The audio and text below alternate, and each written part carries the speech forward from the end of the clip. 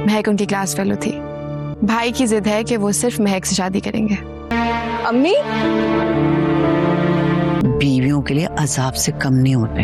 लेकिन उन्होंने मना कर दिया। शहराम मुझे छोड़ के शानज़े की खराब तबीयत ठीक करने गए हैं। अम्मी, अम्मी होश में आइए अम्मी। नई नवेली दुल्हन को इस तरह छोड़ के चला गया। शहराम को जरा ख्याल नहीं आया। मैं और मामा गए थे प्रपोजल लेकर।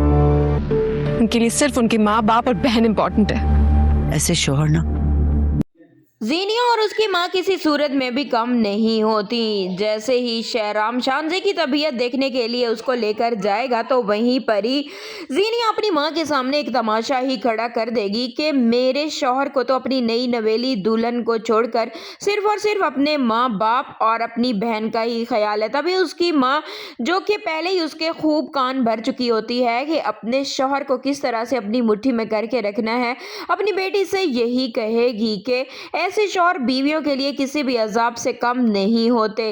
तुम्हें हर सूरत में शहराम को ऐसा बनाना होगा कि उसे सिर्फ और सिर्फ तुम दिखाई और सुनाई दो।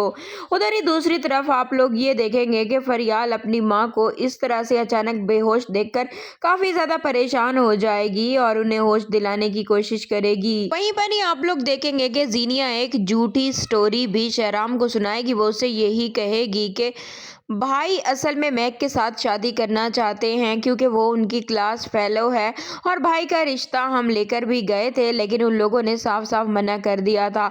लेकिन वो ये बात कभी भी नहीं बताएगी कि उन्होंने वहाँ पर जाने के बाद क्या तमाशा खड़ा किया था।